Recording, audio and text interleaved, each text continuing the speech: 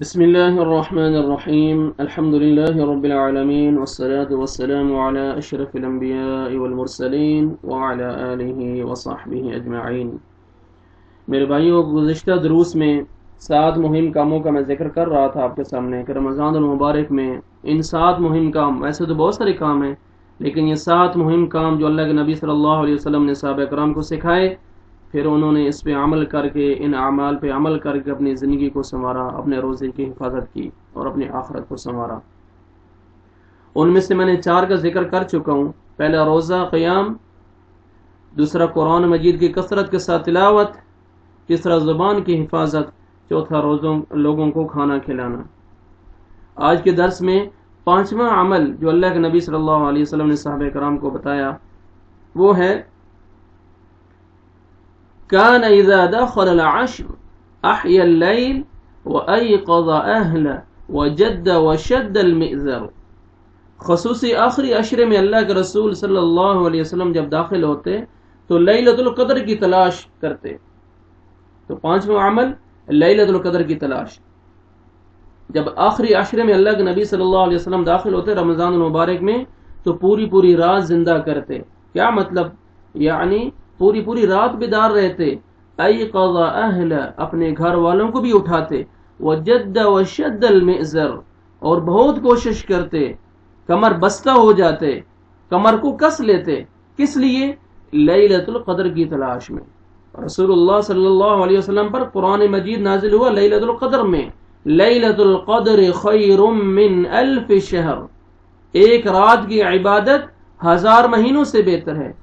اس لیے اس رات کی تلاش میں آخری عشرہ انسان کو اللہ کے لیے اس طرح گزارنا چاہیے کہ وہ رات کو قرآن مجید پڑھے، رات کو دعا کرے، اللہ رب العزت کے سامنے گڑ گڑائے، اپنے گناہوں کی معافی مانگے۔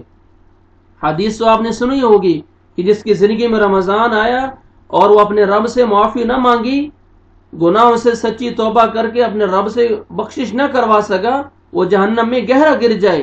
اللہ کے نبی صلی اللہ علیہ وسلم نے کیا فرمایا؟ آمین، اللہ اکبر۔ تو معمولی بات نہیں میرے بھائیوں، اللہ کا نبی آمین کہہ رہے کہ وہ انسان جہنم کے گہرا گر جائے جو رمضان پائے اور اپنی بخشش نہ کروا سکے۔ تو 5واں عمل میرے بھائیوں اللہ کے نبی صلی اللہ علیہ وسلم نے جو صحابہ کرام کو سکھایا وہ لیلۃ القدر کی تلاش ہے آخری عشرے میں۔ 6واں عمل جو انسان کو رمضان میں خصوصاً کرنا چاہیے وہ ہے الدعاء، دعا کرنا۔ لوگوں کے ہاں یہ جو تصور ہے میرے بھائیوں اس کو ختم کیجئے کہ صرف افطاری کے وقت ہم اہتمام کرتے ہیں دعا کا۔ پورا دن فجر سے روزہ شروع ہوتے ہیں مغرب تک، مغرب کو افطار ہوتا ہے نا، پورا دن روزے کی حالت میں لیکن ہم دعا کا اہتمام نہیں کرتے۔ بس ہمارے ذہن میں ایک تصور ہے افطاری کے وقت جو ہے نا وہ 10-15 منٹ پہلے جو ہے نا بیٹھ جاتے ہیں، سارے لوگ بیٹھ جاتے ہیں، پورا خاندان، فیملی، گھر والے، اور اہتمام کیا تھا دعا کا۔ ٹھیک ہے میرے بھائی، وہ قبولیت کا وقت ہے، اس میں کوئی انکار نہیں ہے، لیکن پورا دن دعا ابھی اور بھی کسی وقت مانگیے، قبولیت قبول ہوئے گی، کیونکہ اب روزے کی حالت میں۔ اللہ کے نبی صلی اللہ علیہ وسلم کی حدیث کیا ہے؟ اللہ کے نبی صلی اللہ علیہ وسلم نے ایسا نہیں فرمایا۔ اللہ کے رسول کیا کہتے ہیں؟ ثلاث دعوات یستجاب لہن لا شک فیہن، 3 دعائیں قبول ہوتی ہیں جن کی قبولیت میں کوئی شک نہیں ہے۔ نمبر 1 دعوت الصائم، روزے دار کی دعا۔ اب روزہ کب شروع ہوتے ہیں؟ فجر سے شروع ہوتے ہیں، افطار کب ہوتا ہے؟ مغرب پہ۔ پورا دن ہے میرے بھائیوں، مانگے اللہ تعالیٰ سے دعائیں، سارا دن دعا کا موقع ہے۔ اس کو افطاری کے ساتھ صرف خاص نہ کیجئے، اس وقت بھی مانگیے، منع نہیں ہے، قبولیت کا وقت ہے، لیکن صبح سے لے کے جب سے آپ کا روزہ شروع ہوا افطار تک آپ کی دعا رد نہیں ہوگی۔ دوسرا ودعوت المسافر، مسافر کی دعا رد نہیں ہوتی میرے بھائیوں۔ کوئی سفر میں جا رہا ہے، اب دعا اس سے کروائیں، درخواست کریں، اس کی دعا رد نہیں ہوگی۔ تیسرا ودعوت الوالد لولدہ، جب باپ اور ماں اپنی اولاد کے لیے دعا کرتے ہیں تو وہ دعا اللہ رب العزت رد نہیں کرتے میرے بھائیوں۔ اس لیے کثرت سے دعا کیجئے، ان شکوک و شبہات سے اپنے آپ کو دور کیجئے کہ پتہ نہیں یار میری دعا قبول ہوتی بھی ہے کہ نہیں۔ لیکن معاف کیجئے اگر میں یہ کہوں کہ نہیں قبول ہوگی تو نہیں ہوگی، کیوں کہ آپ خود کہہ رہے ہیں کہ پتہ نہیں یار ہماری رب سنے گا یا نہیں سنے گا، ہماری قبول ہوگی کہ نہیں ہوگی۔ میں کہوں گا نہیں ہوگی، کیوں؟ آپ کا یقین ہی نہیں ہے اپنے رب پہ، تو کیسے رب تعالیٰ دعا سنیں گے؟ آپ خود کہہ رہے ہیں کہ میری دعا قبول نہیں ہوگی۔ اللہ رب العزت کیا فرماتے ہیں؟ انا عند ظن عبدی بی ان خیرن فخیرن و ان شرن فشرن، میں تو اپنے بندے کے گمان کے مطابق فیصلہ کرتا ہوں، وہ میرے بارے اچھا گمان کرے، اچھی سوچ رکھے، میں اچھا فیصلہ کرتا ہوں، اگر وہ بدزن ہو جائے اپنی بدزنی کا خود ہی اس کو خمیازہ بھگتنا پڑتا ہے میرے بھائیوں۔ آپ سوچ سکتے ہیں، رسول اللہ صلی اللہ علیہ وسلم کی حدیث ہے انا مع عبدی اذا ذکرنی وتحرکت بی شفتہ، میں اپنے بندے کے ساتھ ہوتا ہوں، اپنے علم، اپنی قدرت، اپنی رحمت کے ساتھ۔ میرے بندے کے ہونٹ جب حرکت کرتے ہیں اس کی حرکت کرنے سے پہلے میری رحمت نازل ہو چکی ہوتی ہے۔ اللہ اکبر، سبحان اللہ۔ اللہ تو اپنے بندے کے دل سے واقف ہے، میرا رب بندہ کیا مانگنا چاہتا ہے، لیکن نیت خالص ہو کہ میں رب سے مانگنے لگوں، میرے رب مجھے دے گا، آپ کے ہونٹوں کی حرکت سے پہلے رب کی رحمت نازل ہو چکی ہوتی ہے۔ اپنے رب کے بارے میں بدزنی نہ کیجیے میرے بھائیوں۔ حدیث کیا کہتی ہے؟ ادعوا اللہ وانتم موقنون بالاجابہ، دعا اس نظریے سے کرو، یقین کے ساتھ مانگو، موقنون بالاجابہ، اللہ سبحانہ وتعالی ضرور قبول کریں گے۔ اس لیے سیدنا عمر رضی اللہ تعالی عنہ کہتے ہیں، کہا کرتے تھے مجھے آج تک دعا کی قبولیت کا خوف ہی نہیں ہوا، کہ جب تک اللہ مجھے دعا کرنے کی توفیق دے رہے ہیں، کیونکہ جب تک اللہ تعالیٰ مجھے توفیق دے رہے ہیں میں مانگتا ہوں یہ توفیق نہ چھن جائے، اگر یہ توفیق چھن گئی تو پھر میری دعاؤں کی قبولیت کدھر ہے؟ یہ اللہ توفیق دے رہے تو میں مانگ رہا ہوں اور مجھے یقین ہے کہ میرا رب میری دعاؤں کو قبول کرے گا، اس یقین کے ساتھ میں مانگتا ہوں اور مجھے کبھی قبولیت کا خوف ہی نہیں ہوا۔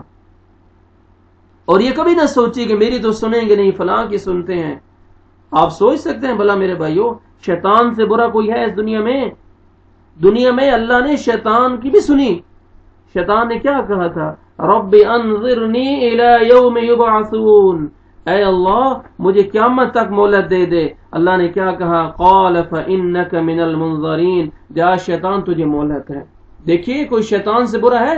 اللہ نے تو شیطان کی بھی سن لی، لیکن شرط یہ ہے ما من مسلم يدعو بدعوت لیس فیہا اسم ولا قطیع رحم، انسان جب رب تعالیٰ سے دعا کرے تو یہ شرط ہے کہ وہ قطع رحمی کی دعا نہ کرے، وہ گناہ کی دعا نہ کرے۔ اگر وہ دعا کرتا ہے تو تین چیزوں میں سے اسے ایک چیز ضرور مل کے رہتی ہے میرے بھائیوں۔ کون سی تین چیزوں میں سے ایک چیز ضرور مل کے رہتی ہے؟